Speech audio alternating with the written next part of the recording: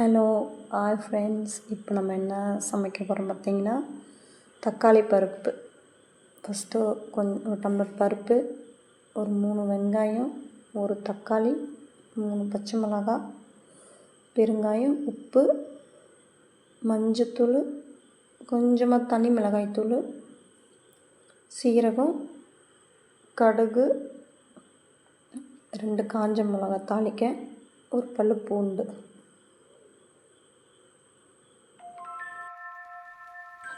இப்போ நம்ம காயெல்லாம் கட் பண்ணிக்கலாம். தக்காளி நல்லா பொடியாக கட் பண்ணிவிட்டு, வெங்காயம், பச்சை மிளகாய் எல்லாத்தையும் கட் பண்ணி வச்சுக்கலாம்.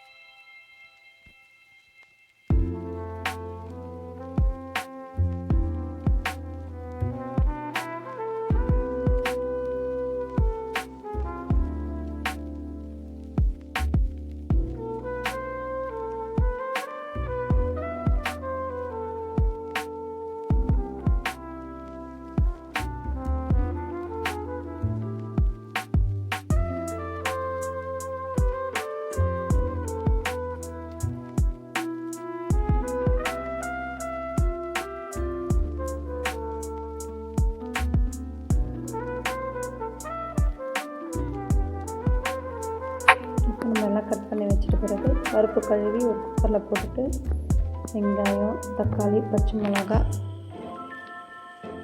எல்லாத்தையும் போட்டுக்கலாம். போட்டுட்டு மிளகாய்த்தூள் ஒரு 1/4 ஸ்பூனு, மஞ்சத்தூள், உப்பு, லைட்டாக எண்ணெய் ஊற்றிக்கலாம். உங்களுக்கு பொங்கி வராது. இது நீங்கள் ட்ரை பண்ணி பாருங்கள். எண்ணெய் ஊற்றிட்டு மூடி போட்டு ஒரு 4 விசில் விட்டுட்டு, புளி கொஞ்சம் ஊற்றணும். ஊற்றிட்டு ஒரு 4 விசில் விட்டுடலாம். புளி சொல்ல மறந்துட்டேன். ஊற்றிட்டு ஒரு 4-5 விசில் நல்லா வந்த பிறகு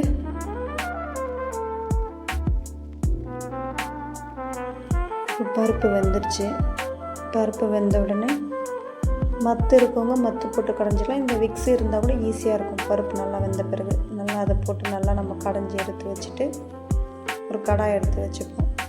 கடாய் எடுத்து வச்சுட்டு அதில் எண்ணெய், கடுகு, சீரகம், காஞ்ச மிளகாய், கருவேப்பிலை, பூண்டு நம்ம தோலோடு நசுக்கி தான் போடணும், உரித்து போடக்கூடாது.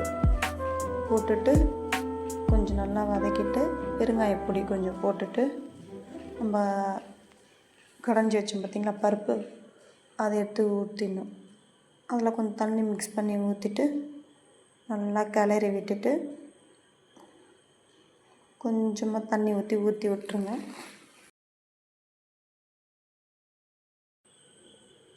லைட்டாக கிளறி விட்டுட்டு, லைட்டாக ஒரு 5 நிமிஷம் கொதிச்சா போதும். நல்லா கொதி லைட்டாக வந்த பிறகு நம்ம கொத்தமல்லி போட்டு இறக்கிட வேண்டியதான். சூப்பராக இருக்கும். நீங்களும் ட்ரை பண்ணி பாருங்கள் வீட்டில்.